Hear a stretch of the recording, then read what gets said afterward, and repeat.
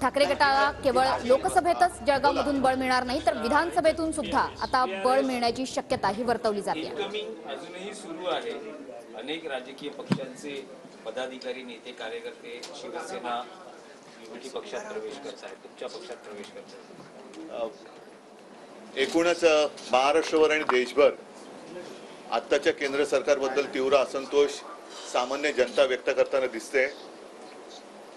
हा असंतोष गेल्या 10 वर्षांनंतर पहिल्या प्रथम मोठ्या प्रमाणावरती दिसतोय आणि तो उघडपणाने दिसतोय।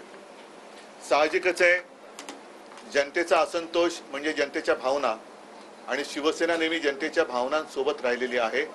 आज आपण पाहिलं असाल की भारतीय जनता पक्षातून काही पदाधिकारी आलेत, काही वंचित बहुजन आघाडीतनं आलेले आहेत,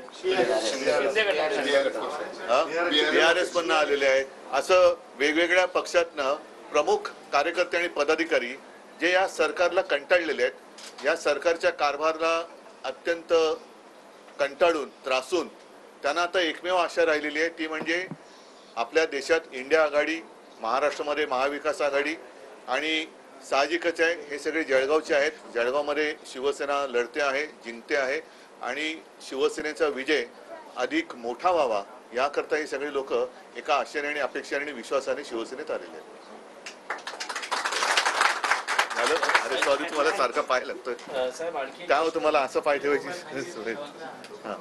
जसं महाविकास आघाडीला पाठिंबा वाढतो आहे तसं महायुतीलाही पाठिंबा वाढतोय किंवा काही मित्र जोडले जात आहेत, बिनशर्त पाठिंबा देत आहेत, काही पक्ष बिनशर्त पाठिंबा देत आहेत। मी त्यांचं कौतुक करतो की काही जण उघड बिनशर्त पाठिंबा देत आहेत, काही लोक लढण्याचं नाटक करून पाठिंबा देत आहेत आणि ही नाटकं आता जनता ओळखते।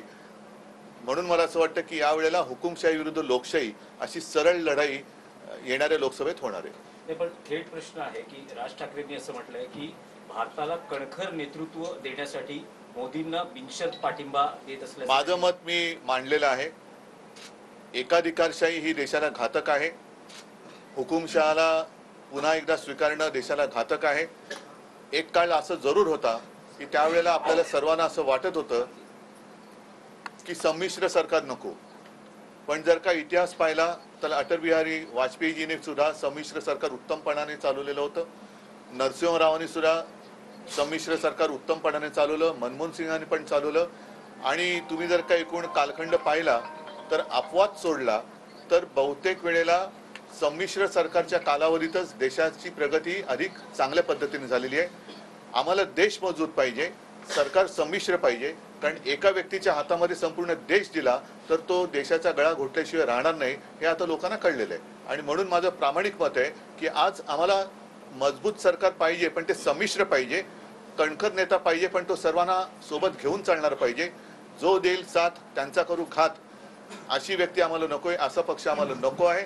सर्वांना सोबत घेऊन चालणारं संमिश्र सरकार हे इंडिया आघाडीचं सरकार देशाला अधिक चांगल्या पद्धतीने प्रगतीच्या दिशेने देऊ शकेल। कारण आजपर्यंत सगळेजण आपण अनुभव घेत मोठे झालेलो आहोत। संमिश्र सरकारचा अनुभव घेतला आणि 10 वर्ष एक व्यक्ती एक पक्ष, आता ते संपूर्ण देशात एकच पक्ष ठेवण्याच्या मागे लागलेत, सगळ्यांना फोडून घेत आहेत, संपून टाकण्याचा प्रयत्न करतायत आणि ही वृत्ती ही घातक आहे। म्हणून मला तरी असं वाटतं की एका व्यक्तीच्या हातात देश देणं हे धोकादायक आहे।